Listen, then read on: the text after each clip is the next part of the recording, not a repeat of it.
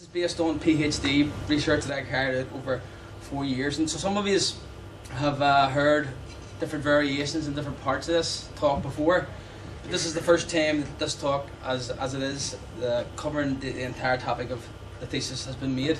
I give a shortened version of it at a conference that Phil and them had organised. I cope a while back, so this is the longer version. So if I divert, digress, or take a couple of slip roads, if you can be patient enough, I'll try my best to make my way back to the theme of it. So, as you see from the title, this thesis, I mean, the thing to say about it, firstly, is for me it wasn't an academic endeavour. It wasn't about getting letters in front of my name or the like. It was about my life, and actually my story and the story of myself as a product of this revival, or this story that I'm talking about, is very much intertwined in the research.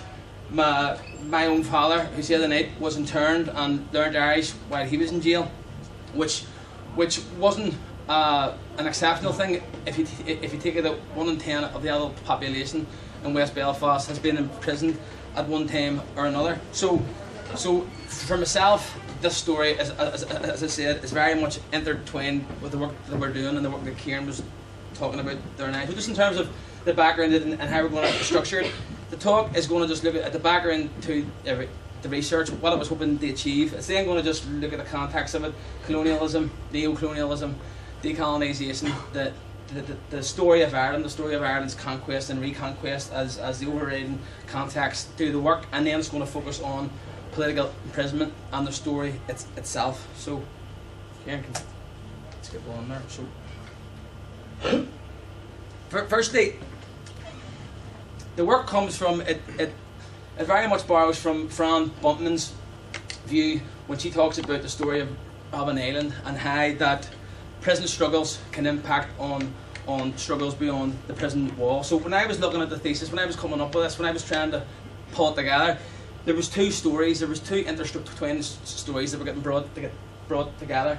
You had the long cage prison struggle and the community revival on the outside. So the objective was to tell two stories: the story of how and why Republican prisoners learned the Irish language as a means of struggle while they were incarcerated, and how this impacted on the language revival on the outside. And the challenge would be to intertwine both these stories as two intertwining stories. So what would be the motivation behind it? What would be the motivation behind for working class parents in deprived areas to support this revival and to take an active part in it?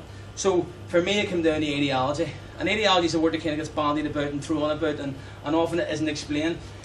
In simple terms, that the way I see it, it can be summed up in ideas, or how people make sense of the world, or how they make sense, how they conceive the world around them. So Rudy talks about there being two types of ideology. He talks about inherent ideology and derived ideology. He talks about mother's milk. That element of your ideology that you get, as we say in Irish, from the clay one, that you get about what's right and what's wrong about the world. Then you have derived ideas that come from the outside, that might come from the GAA club, the church, the school, the pulpit, other ideas that might come from outside that. And what's interesting is sometimes derived ideas can make their way in and become mother's milk for the next generation, and sometimes these derived ideas, depending on historical circumstances, can become part of the new ideology, can be seen as something, as an idea that could take root because the ground has been laid, where beforehand it mightn't have been as easy to do that. So that's the idea about ideology. But for me, when I was looking at these stories, it couldn't be taken. I knew that I was looking at a story that couldn't be understood in isolation. It couldn't be understood as divorced from context. So in that, I borrowed from the critical social research model, was talking about intermingling the personal, the social and the structural.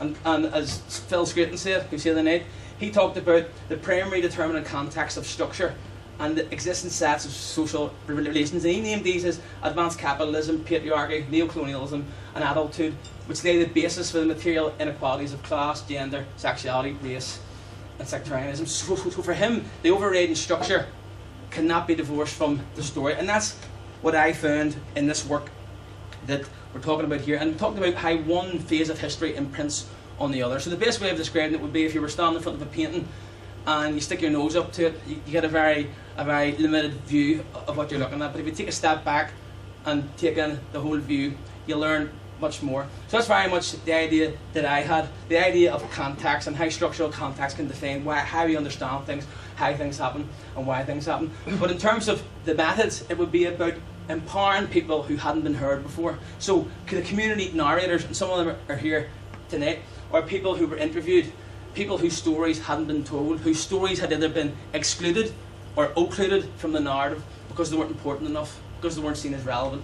So for me, it was about empowering the view from below and listening to these people who were part of the story. Pillager talks about it as the insurrection of subjugated knowledge, or Shraith talks about it as prioritising the view from below and listening to people who know what it was like from being there in certain historical circumstances. So when I was doing this, I kept on coming back to the idea of how can I do it? Sure, I'm part of this story. I'm part of the revival, and we're getting fed these myths all the time about value-free or objective or neutral. And Frantz Fanon talks about this here, about objectivity being directed against the native, being a stick to beat the native with. Paulo Freire talks about it as well. He talks about washing one's hands in the struggle between the powerless and the powerful is to say with the powerful, not to be neutral. So I found that I'm not neutral, and it's okay not to be neutral. It's okay to be part of the story. But rather than see myself as somebody who was divorced from it, or somebody who was an academic, or somebody who was coming at this from some aloof perspective, I saw myself as a facilitator. So when I was going to interview people, they were interviewing me because they knew who I was. They saw me as an insider. They saw me as one of them. They saw me as somebody who had a vested interest in this story. So I described it as the collective historical project. So, and for Shraith and others, people talk about their critical social research, the researchers positioning themselves, identifying themselves and defining what they think is relevant. But there's dangers with this as well, because I could idealise the view from below. I could be part of it and then end up maybe divorcing it from reality. I could end up uncritically looking at it in a rhetorical way. I could end up saying, I could end up writing what I would want to see. I could end up in some way, if you like, I could end up looking at it uncritically in the sense that I would remove the contradictions. So for me, it was very, very important to adhere to what Noam Chomsky talks about, the intellectual responsibility or autonomy. For being part of the story, but you're not a propagandist. At the same time, you can be part of the story, but you can be autonomous. You can give your political opinion, but at the same time, you can be independent. Well, that was my idea, and that was the challenge, and that was the hardest part for me in many ways, from somebody who is and who was an insider. So, for me, colonialism was context. The key to it is, as I was saying earlier on, was the structure. So I saw the work itself and myself as somebody who was using a decolonising analytical model. So I was trying to speak truth to power through this piece, and the research itself, because I was part of it, I argued could recast itself as a form of resistance itself in its very reading. So the context itself, colonialism and imperialism, and what that means. When we talk about empire, we know about empire as Ireland, as England's first colony, etc. But empire as the means whereby another country takes control of another, as Said talks about, by forced political collaboration, economic, social or cultural dependence. So there's empire and then there's colonies. So the best example of this is often given as the First World War, the scramble for territories, what V.I. Lanham would call the highest stage of capitalism, where the massive imperial powers had plundered so much and had re-raped themselves over Africa, which is the richest landmass in the world with the most minerals and the most to fight for, end up fighting each other and end up in the process manipulating millions of working class people through jingoism and nationalism to go and die at the front. It was an example of colonialism, but of imperialism. But colonialism was oftentimes a consequence of imperialism. So moral civilization was always used as part of it. The imperial power wouldn't say that they were doing it for the absolute selfish or the economic reasons. They were actually they would couch it in terms of something that was their moral right to do. So in the case of Jules Parmand, he talks about our right to direct the rest of humanity. And this is very, very important when we talk about culture, because if you have imperialism, colonialism, then you have cultural colonisation. Cultural colonisation is the practical outworking of the colonial project. Because in order for you to succeed, you can't be dealing with, there's a bomb playing for us next door. In order for you to succeed, the native culture is often a bulwark against your overriding aims. So in terms of culture, Ngugi wa Thiong'o talks about economic and political control never being complete without mental control. And in the modern context, the black consciousness activist in South Africa talked about this. Steve Biko, he talked about the most potent weapon in the hand of the oppressor being the means of the oppressed. And this will come forward again and again and again. Culture and native identity as a bulwark to the aims of the imperial power. And I have a quote here from wa Thiong'o, who's talking about Kenya, and he's talking about the role of education. And education is something that we're going to keep on coming back to here, because in terms of the colonial power, education isn't used for altruism. It isn't used in order to do something good. It isn't used in order to progress. It's used to control. This is very, very important. And he talks about this here. He talks about English becoming more than a language. It was the language. The most humiliating experience was to be caught speaking Kwahuyu or Swahili in the vicinity of the school. The culprit was given corporal punishment, 3 to 5 strokes of the cane on the bare bum, or was made to carry a plate around his or her neck saying, "I am stupid, I am a donkey." A button was given to the first pupil, who was supposed to hand it over to whoever was caught speaking in his mother tongue. Whoever had the button at the end of the day would sing all who had given it to him, and the ensuing process would bring out all the culprits of the day. Thus children were turned into witch hunters, and in the process taught the lucrative value of being a traitor to one's immediate community. Now that was in the 1950s in Kenya, but the guinea pigs for this process was Ireland 120 years before that. But again, this idea of imperialism and colonialism and culture is central to it.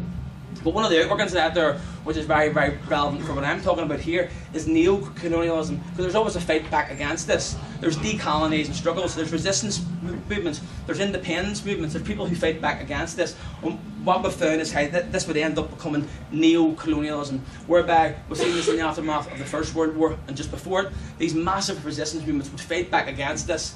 And colonialism would find a way around that, and it was through neo-colonialism. It would negotiate with the resistance movement, it would split the resistance movement, it would forge a civil war between the resistance movement, it would take a step back and allow the resistance movement, or part of the resistance movement, to lead by stealth, whereby they would paint the post boxes green, they would hoist the green flag, but they wouldn't be in control of economic power. So for Nkrumah Kwame, he would talk about power without responsibility and exploitation without redress. So he would talk about the fact that the former leaders would neglect the very people who had put them in power and unconsciously become instruments of suppression on the behalf of the neo-colonials. Frantz Fanon, who we see here, would talk about the flag-waving nationalist bourgeoisie.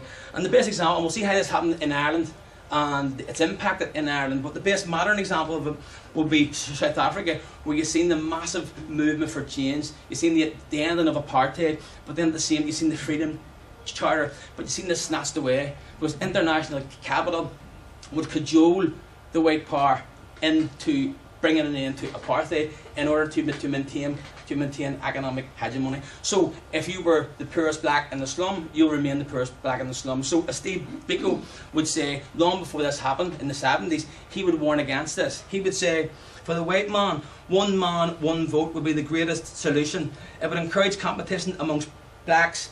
It would eliminate the most important ground for critique of this rotten regime, but it would not change the position of economic oppression for blacks. That would remain the same. Neo-colonialism.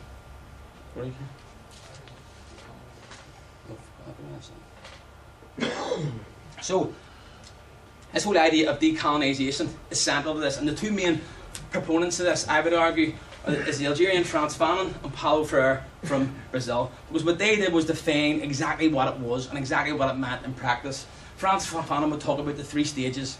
He would talk about stage 1 is to recognise that you're at the bottom of the barrel. To recognise that this process has robbed you of everything that you once held dear. All self-worth and all self-respect. You've been psychologically mutilated by this process.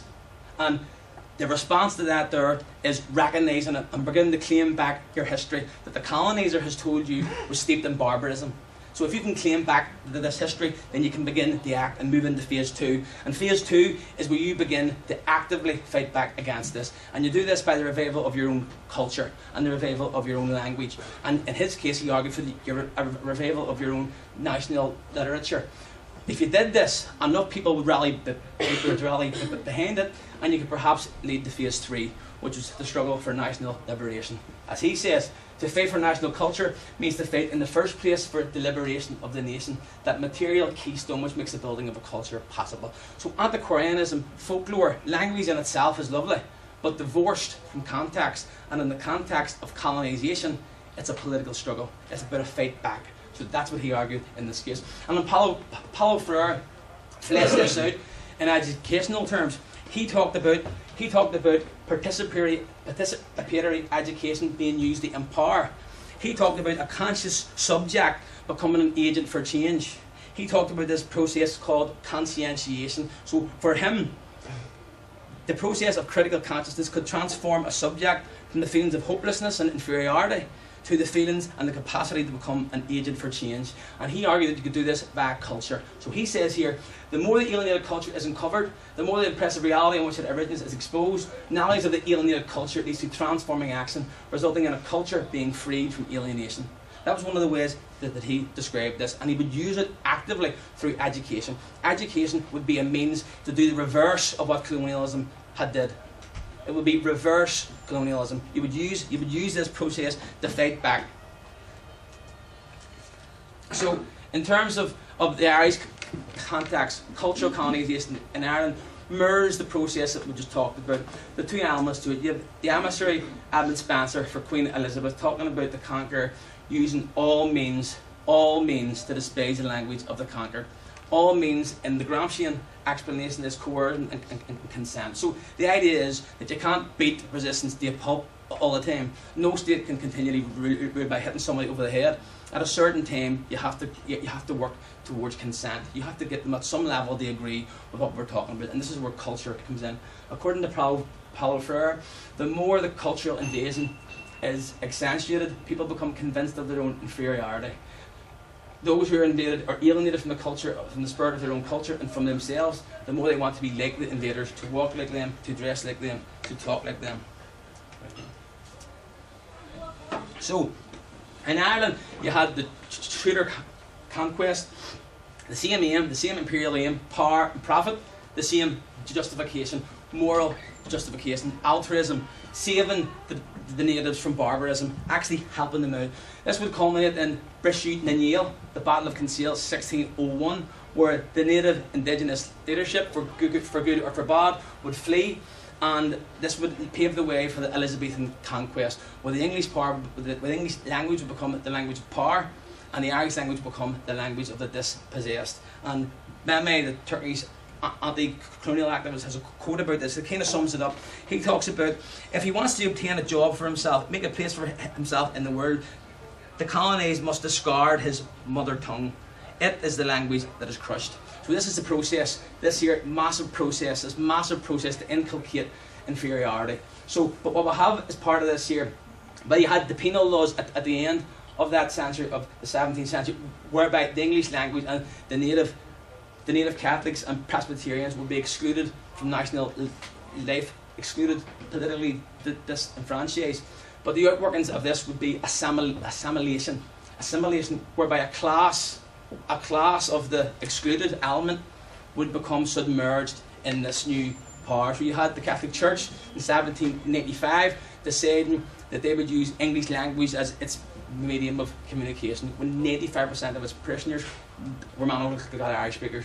You had Daniel O'Connell, who was supposedly a great emancipator, speaking in Irish, telling monster rallies in Irish that they should discard the Irish language, because he could witness without a sigh the gradual disuse of Irish. Such was the superior medium of the English tongue. This whole idea was coming from within and from without. It would culminate, then we talked about Kenya there in 1831. The guinea pig here was Ireland. Instead of it being a button, it was a tally stick. Every time you spoke in Irish, there was a notch put on the tally stick. You'd be punished at the end of the day. Parents would buy in. Internally, as a sense of shame. Internally, as a sense of inferiority. It would be followed by Androk Heel, or the Great Hunger, whereby the country would be decimated by a man-made catastrophe, whereby you had 1 million dying and over 2 million fleeing, all monolingual Irish speakers, decimating the Irish population in this period. And the key to it was, where did the Irish people find themselves in this phase? at the bottom of the barrel, the Fanonian construct, what he was talking about, at the bottom of the barrel. So what was the idea behind Common Law Scale in 1884? Was it about sport? When Miguel Cusack formed it, he said himself, this is a nice Malaysian idiom. This is about undoing the degeneration of colonialism. So when he formed it, and within 6 years there was 1,000 GAA clubs, it wasn't just because they all liked playing sport, and these sports were dying. It was because they saw it as part of something bigger. They saw it as part of Phase 2. And Phase 2 was also corresponded by a country, the Gaeilge, or the Gaeilge League. Their idea was the same, only it was to focus around the Irish language itself. They were telling people to reclaim back and to use cultural reconquest. So it was about getting back the self-worth, getting back the self-respect, and doing that through the medium of the language. By the beginning of the 20th century, it had 800,000 members. It was the fastest growing social movement in Europe.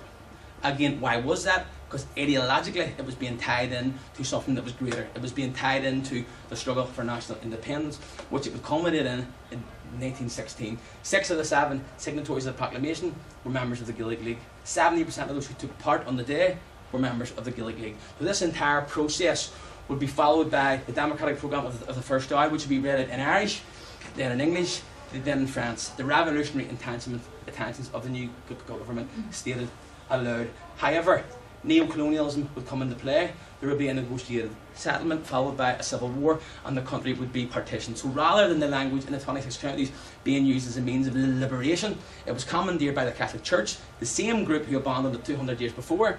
They would commandeer it and use it as a means of control. So the revival itself would recede into the background. But people would talk about decolonisation as continuing. And Edward Said would talk about this.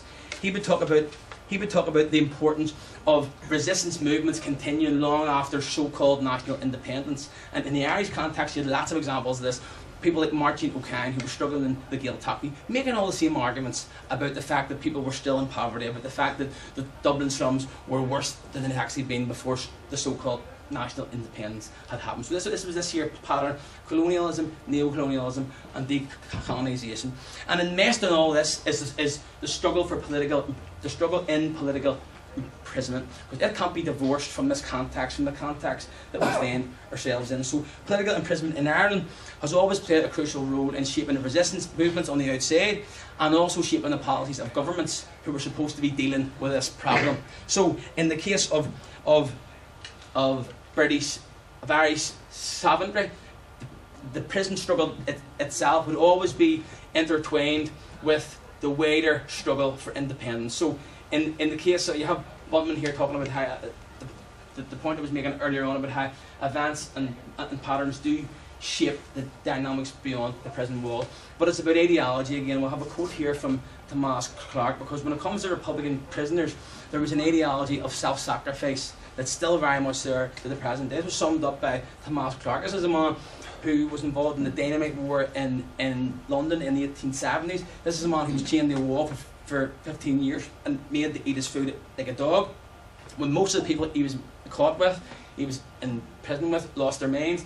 He says he was fighting against dreadful odds. On the one hand, were the authorities, with all the horrors of the prison machinery, relentlessly striving to accomplish its objectives with unlimited ways and means at their disposal. On the other side were the prisoners, standing alone and friendless, but resolved never to give in, with nothing to sustain him but his own courage and the pride he had in being an Irish opinion. So this was this whole idea of ideology and self-sacrifice. And it's worth making the distinction between politically motivated prisoners and the normal victims of the penal regime. And this is a quote that comes out again and again. We have a quote here from McCampbell, who talks about the ordinary offender entering the criminal process shamed, isolated and vulnerable, whereby the political offender, should his group of supporters be large enough, embraces and transcends captivity.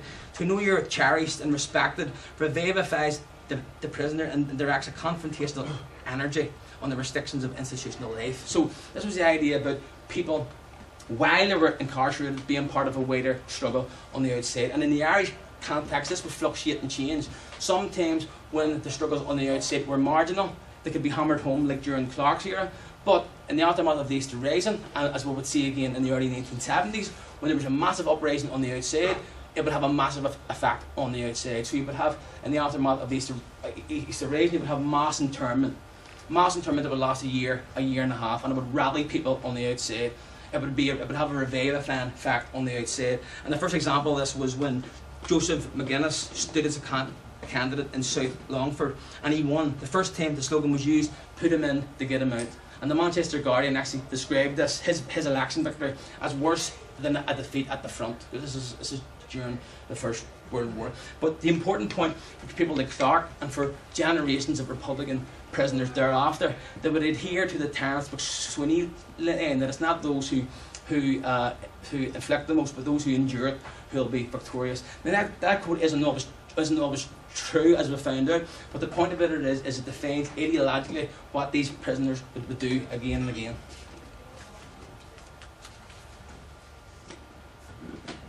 So in terms of how this ties in with the Irish language, again the Irish language couldn't divorce itself from this process. So in Frangach in 1917, this place was described as the University of Revolutionists. It would be filled with Gaeilge activists who were arrested in the aftermath of the Easter Rising. And according to Seamus O'Malone, we had a great university. Education was provided for all kinds of students. If the language had been taught on the outside the way we were taught it in this camp and linked to the history of our country and to our struggle, the language would be safe and sound before now. 1917. Now this quote continually reappears, this ideology continually reappears, and this type of description continually reappears again and again. The Irish language is a means of struggle, of power, resistance and solidarity. It means to build confidence through education. Now, under the Orange State, we had the Argenta prison ship, and it's good to make this idea of the linear, this idea of the continuum, whereby you had people who were described as 6 or 7 Frangach graduates. Again, this is only 6 or 7 years of a difference, who were imprisoned in the Argenta, and they were central to Irish language developments there. And there was also Gaeilge activists being arrested outside by the Storm regime and making their way in and putting hundreds of people while they were starving themselves on a boat through Irish classes and giving them gold faoin. This was happening in the 20s, and we'll see how it happened again and again. However, in the 40s and the 50s, we would see the same thing in Crumlin Road Jail, and we would see the same thing in the Irish Siberia, as it was known in the Curragh camp, because people forget that under the Northern Irish state, oftentimes internment worked. The only time it didn't work was in the 70s, when the uprising on the outside was too great. But in the 40s and the 50s, it completely subdued movements. And one way, I interviewed some of the people, a lot of them who are now since passed, who I interviewed during the research. They were again casting up these same ideas. I have a quote here from Liam Stewart, who talked about, as we'll have up here, the Shule Heart. He talked about, I was in D-Wing and learned Irish every day. The best thing was the Shule Heart, the walkabout. Each morning between 10 and 12, you would walk around the yard practicing your Irish. It was fantastic. We had great people, Terry Wilson, Liam McGrattan, Moscow Jack Brady. These men were legends. I got my gold faoin there. I still wear it to this day. Now when I interviewed this man, he was 88. I still wear it to this day. He says, they were made in prison from gold sovereign, welded from tin, and the Gaeilge League sent them in from the outside. Now this is a man talking in the 40s, but if you parallel what he's saying, it's often people from depraved socio-economic backgrounds.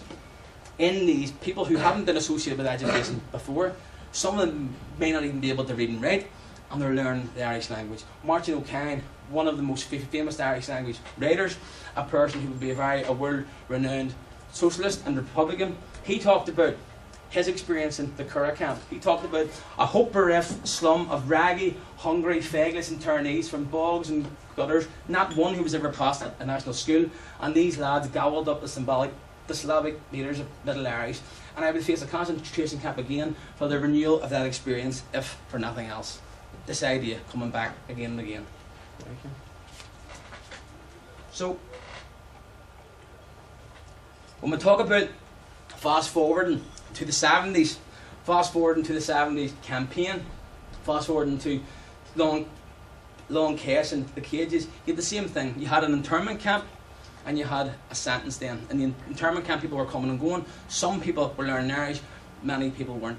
But however, in the sentence then, you had people who had much more, if you want, they had a steadfast knowledge about how long they were going to be there for, and you had a much more committed cadre of activists. And this is where Cage 11 came from. The idea that you have a Gaeltacht hut that would mirror the type of huts that were in the Curragh camp in the 40s, and that this could have a revivifying effect on the prisoners who were there. According to Shana Branagh, while we were there, we read everything. We were reading about anti-colonial revolutions around the world. We read about Vietnam, Algeria, Angola, Latin America. This shaped our political philosophy and added to our interest in the Irish language. We began piecing all this together and linking it with our own struggle. So the vibrancy of Cage 11 is described by Jim McCann, who's also here tonight. He talked about our main motivation was our politics, because we knew how political the language was in Cage 11. We recognised the lengths the Imperials went to destroy the language, and from this reason it must be important. When you look at Imperials all over the world, the first thing they try and do is destroy the culture of the nation and attempt to replace it with their own. It makes people easier to manage. With all the classes that we were doing up to 13 hours learning the language a day. Now what was important about this is the pyramid system that was used, because this fostered what Paulo Freire would talk about, educational empowerment, where the pupil would become a teacher and the teacher would become a pupil. So once you reached a certain level of Irish, you became a teacher and you passed on what you knew to the people below. So many people would come through this process of education. But also an important point was the fact that you had people like Bobby Sands who were there as well, and they were tended in with wider philosophies and wider ideas that they were having about revolution and about community revolution, about social revolution on the outside.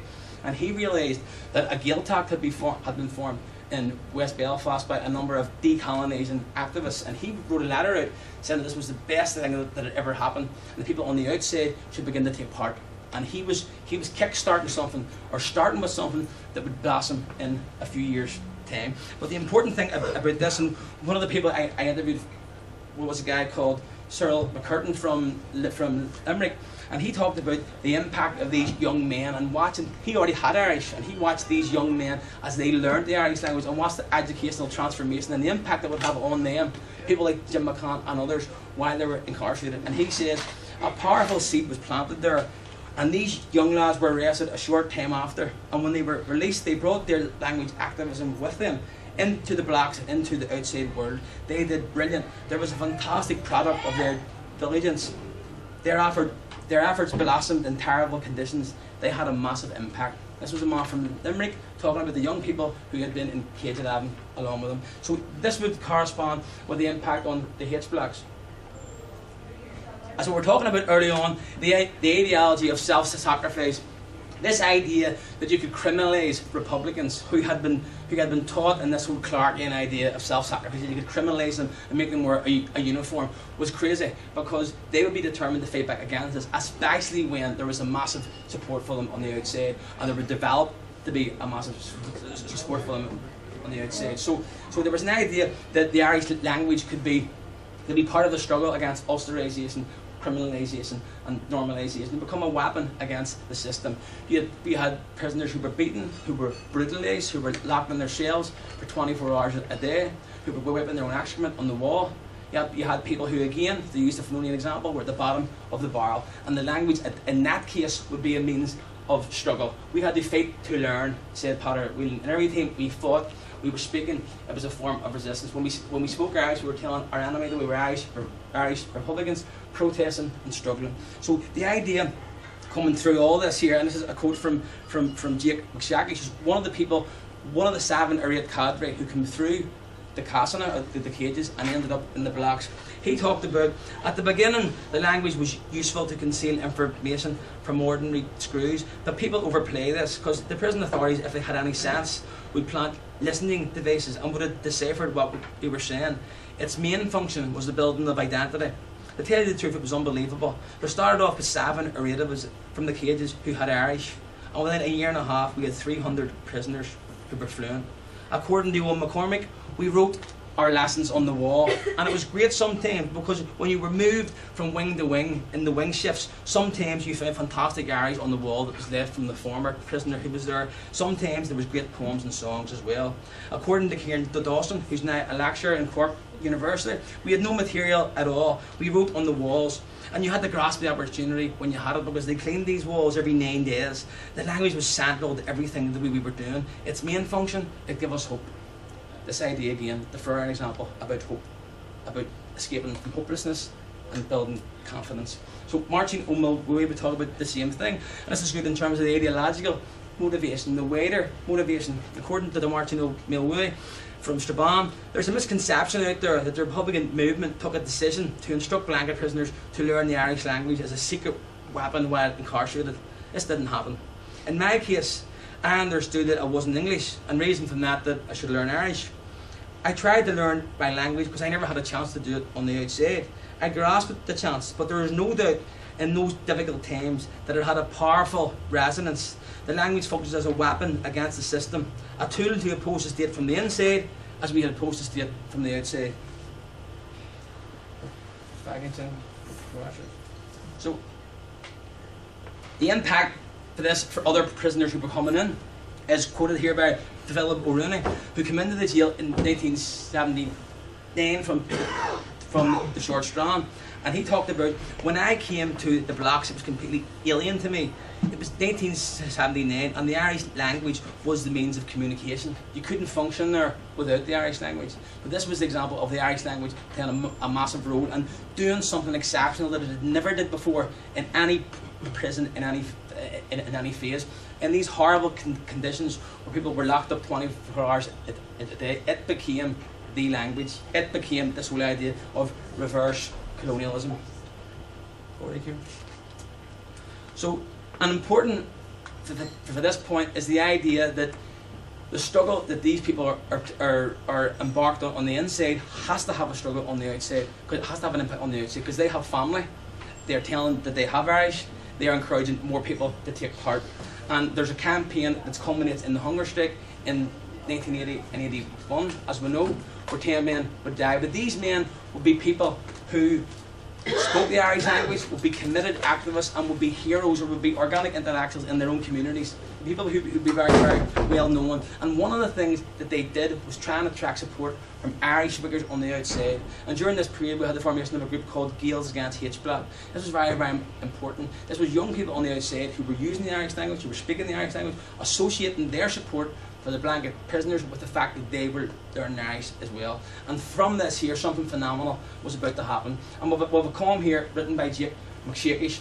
And what's important about this poem is he's writing this poem to none other than Moscow Jack Brady, who was a person that I quoted earlier on, who was very, very heavily involved in Irish language development in the Crumb in the 40s, and has also continued that there on the outside. And Jake is writing to him here in Irish, and he's saying to him here, Tarang agad owen agus marshin to chonahar agad, Iramard fame a winsasin chonahar shin, hun Gaeilge Feargal Mac Ionnrachtaigh na shraith ign Céad Lurshi Elliot or son na gimme.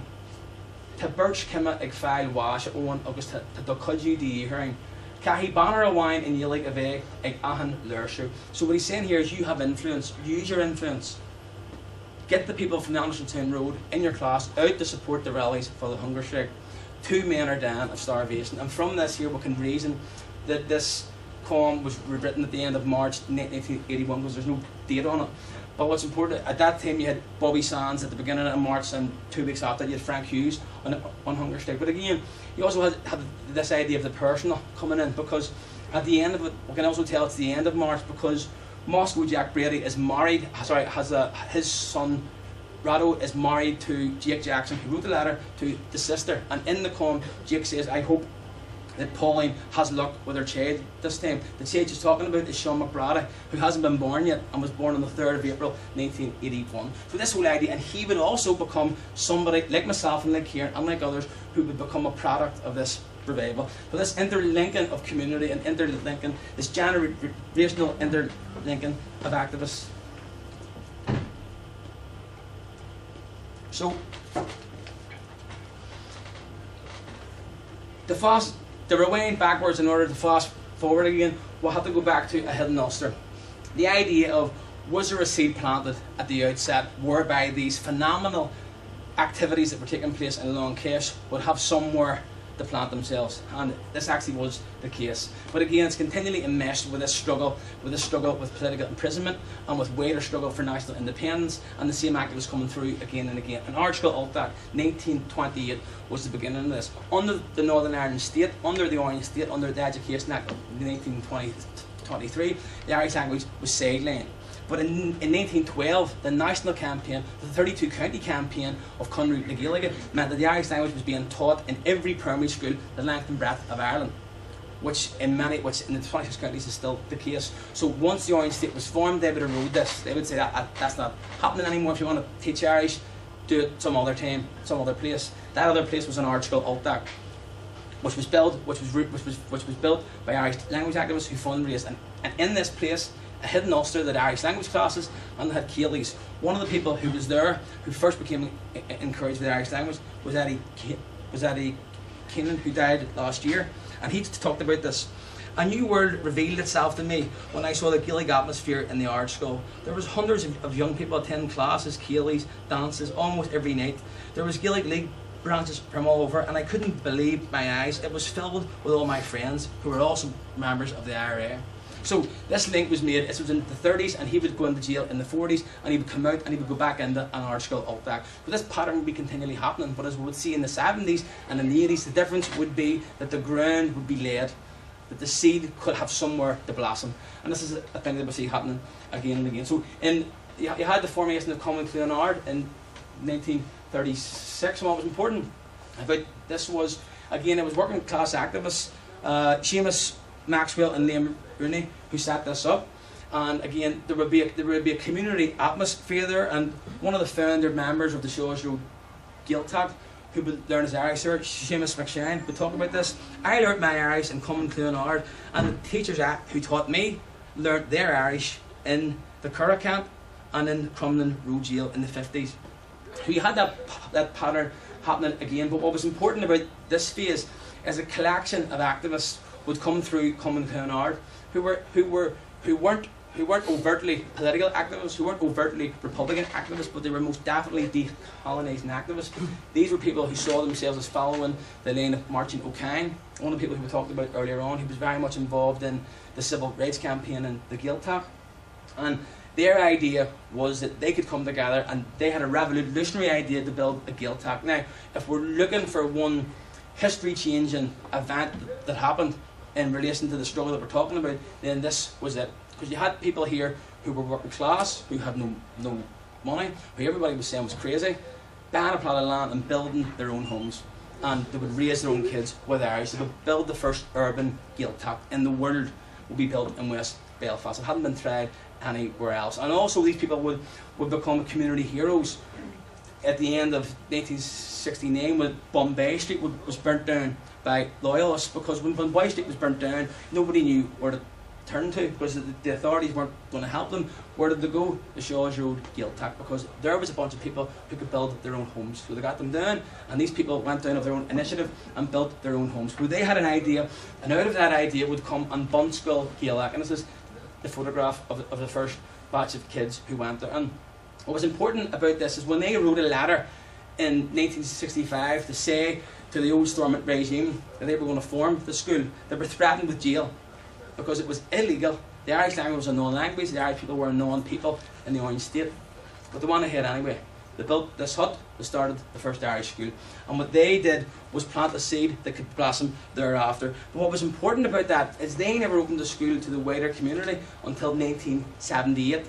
So for the first few years, that school was based primarily on kids who were native Irish speakers or who lived on the Shaw's Road Gaeltacht.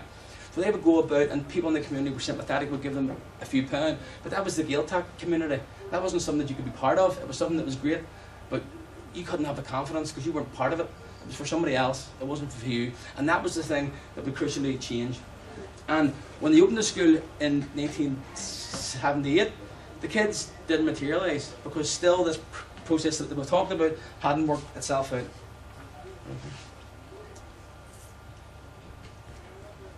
The key thing that happened was the hunger strike and the Republican prison struggle. According to Owen O'Neill, one of the founder members of La Nua and Radio Falsha, he talked about the hunger strikes changing everything.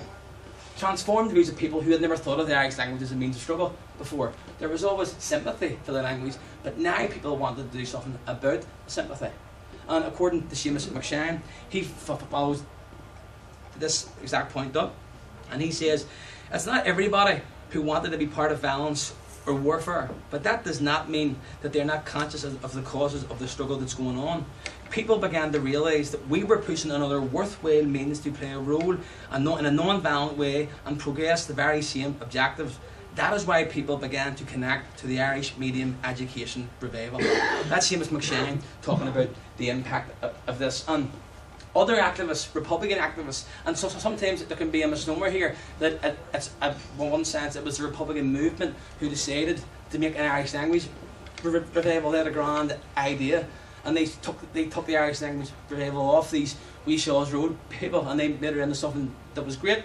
According to the film Obama, we look no further than the prisons, because this was something that was organic and came out of the prisoners. It came out of people who were at the bottom of the barrel, and who were the leaders, who were the organic intellectuals, who would act, and through their act inspire others. According to Phelan Muhammad, who's a Republican activist, the hunger strikers and blanket men were a spark of courage for the community. They inspired people to learn Irish, especially when people heard about the terrible conditions, the brutality, the lack of resources. People says, if they can learn the Irish language, why can't we?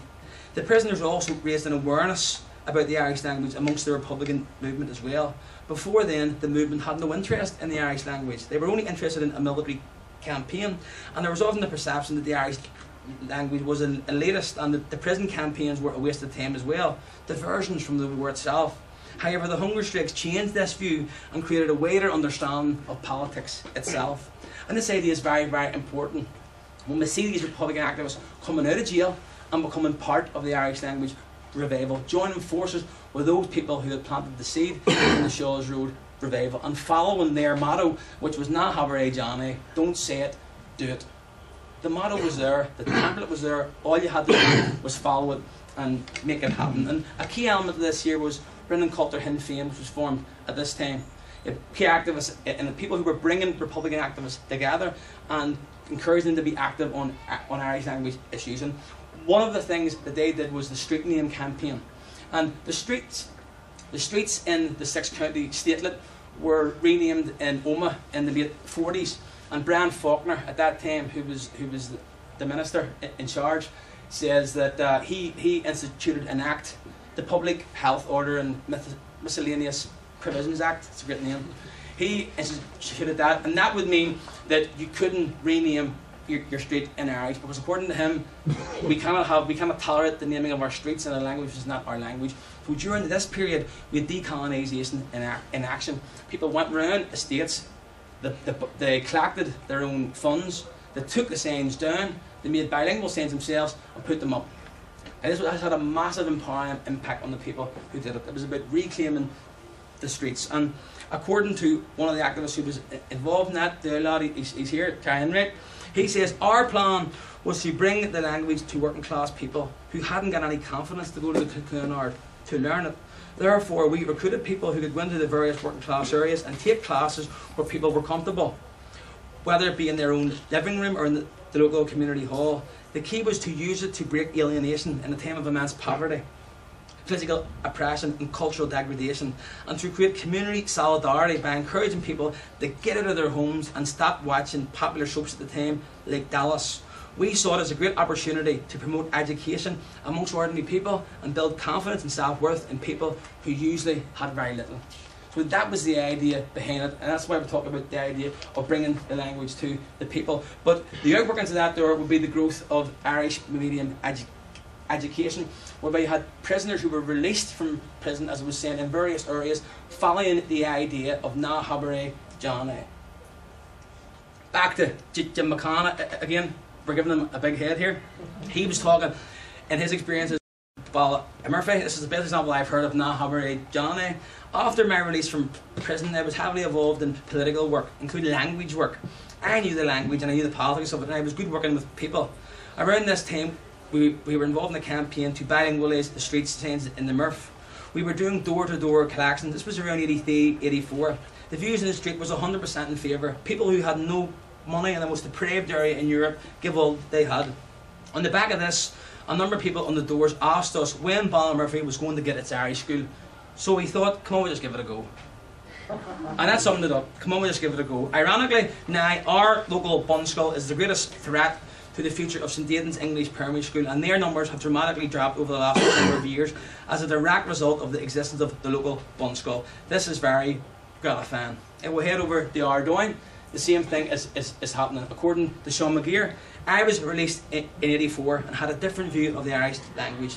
I attended a meeting with some ex-prisoners about how we could form a niche school in Ardoin. The area was very sympathetic to the language. We organised a committee, and most of those on it were ex-prisoners. We collected money, we organised youth discos, and all of us understood that the money was going to the niche school. We started Irish classes and we kicked off the street name campaign. It was fantastic. We got 15 toddlers to start the nursery school. We went in and painted it and started on the Monday. That was Ardoin, this same model that we're talking about. But one of the impacts out there, which is very, very interesting, was how this would impact on British policy. How the British government would view this now that it was becoming a more popular revival. What would their idea on this be? So their idea was coercion. Their idea was to actively oppose it. Their idea was to deny funding to Irish medium education. But they also had a policy of divide and conquer. They decided the first time that they were going to fund Irish language groups of any kind in the history of the state would be in 1989, and they would fund the Ultac Trust.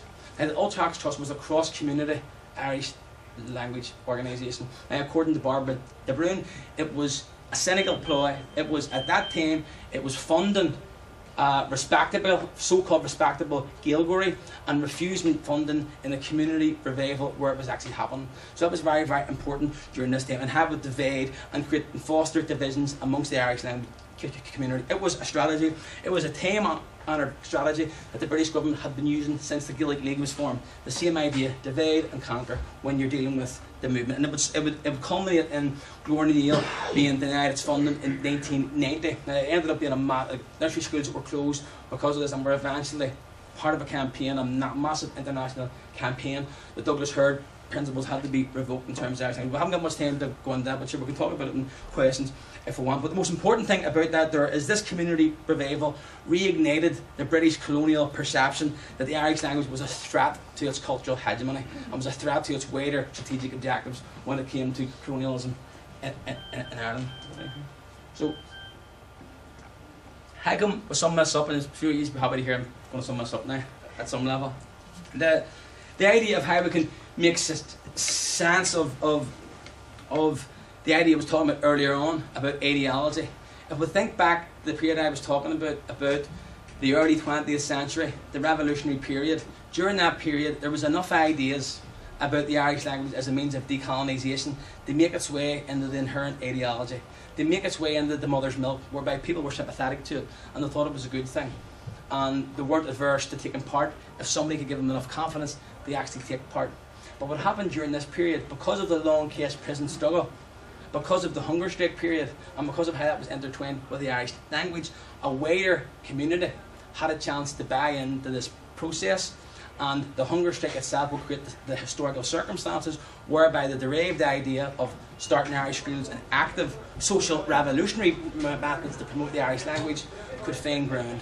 But the key to it all was the fact that a seed had been planted by the Shaws Road Gaeltacht community, who already had that decolonising methodology, who already had the idea that the Irish language was part of a philosophy of community revival, and they would lead the road. So if you take this as a jigsaw puzzle that comes together, and the key to it was historical circumstances. And for variant conscientiation, if we go back to that, the critical consciousness amongst the community of prisoners could both re-signify and recast resistance while inspiring those beyond the prison walls. And the quotes reflect that. The quotes reflect ideology, and the quotes reflect this idea of colonialism and decolonisation. So if we look at this work itself, and if we look at this story, if we look at this collective historical project as part of the project itself of decolonisation, as part of the idea that another world is possible, and Ferry's idea about critical theory of knowledge, and about how participation and empowerment at a local level could be instituted and facilitated through the Irish language revival. And Stuart Hall talks about this, the return to the local as a form of resistance, a defensive response to globalisation, the struggles of those in the margins to reclaim some form of representation for themselves. And we've seen this in the Irish Language Act campaign, stuff like that, where people were linking language rights to human rights. And the whole idea of starting to become cognizant of rights itself had a massive politicising effect, where people began to think about universal human rights and began to tie Irish language rights with their wider rights of national sovereignty, and so on. So my argument is that this ideology, this ideological motivation, was the kickstart and is the structural context for all the regenerative cultural projects that people in the Irish language movement are involved in now. This idea of the struggle on one and use from the bottom up, of transformational activism and social beings as agent for change, the process of conscientiation, creating them and allowing them and giving them the potential to become agents for change. But there's a warning sign about all this as well, because many of the people I've talked to have cast this up. Anywhere where there's a movement of change, where a struggle goes from becoming marginal to becoming more popular, there's always a massive danger of institutionalisation or complacency.